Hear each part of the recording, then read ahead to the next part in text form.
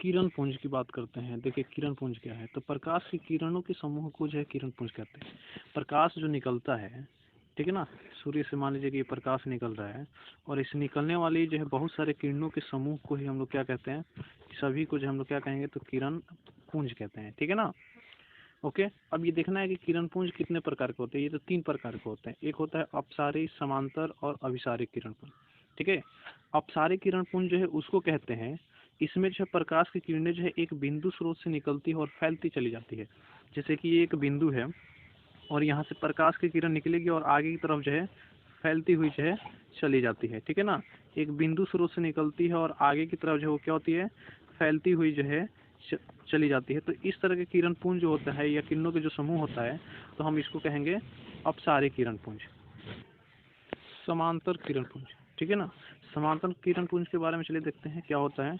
तो ऐसे किरण पुंज में प्रकाश की समूह जो है, प्रकाश के किरण का समूह जो है वो जो है क्या होती है, एक दूसरे के समांतर होती है। या कह सकते हैं कि प्रकाश की किरणें जब एक दूसरे के समांतर होती है तो उस तरह के किरण पुंज को समांतर किरण पुंज कहते हैं। और याद रखिएगा कि बहुत अधिक दूरी पर जो है, बहुत अधिक दूरी पर स्थित प्रकाश स्रोत से आते किरण पुंज को जो है समांतर किरण पुंज कहते हैं, ठीक है।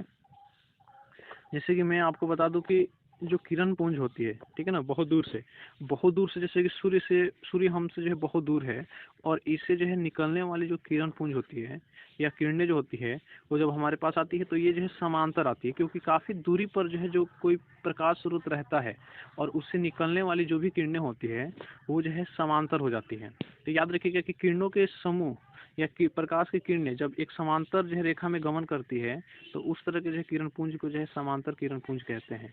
ओके, देखिए यहाँ पे ये ऐसे जो है, यानी कि इसका जो है समांतर सारे की सारी किरणें जो है क्या होती है, एक दूसरे के समांतर होती है, ठीक है। अब आगे अपसारी किरण पुंज, ठीक है। अपसारी किरण पुंज चलिए देखते हैं। इस प्रकार के किरण पुंज प्रकाश की किरणें एक बिंदु पर आकर के मिलती हुई प्रतीत होती है, अतः ऐसे किरण पुंज में किरणों के बीच की दूरी घटती जाती है।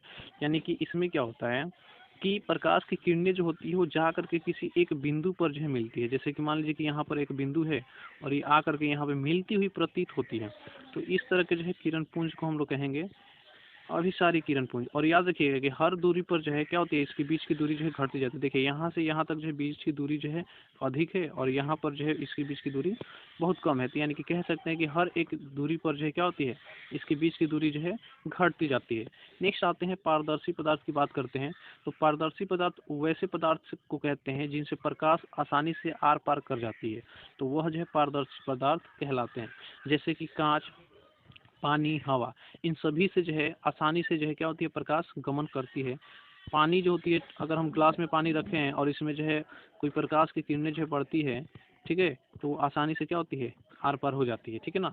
या कांच होती है, कांच पे जब वो प्रकाश पड़ता है तो वो जो है क्या होती है, आर पार हो जाती है। तो इस तरह के जो है जो भी पदार्थ होते हैं उसको हम लोग कहते हैं पारदर्शी पदार्थ।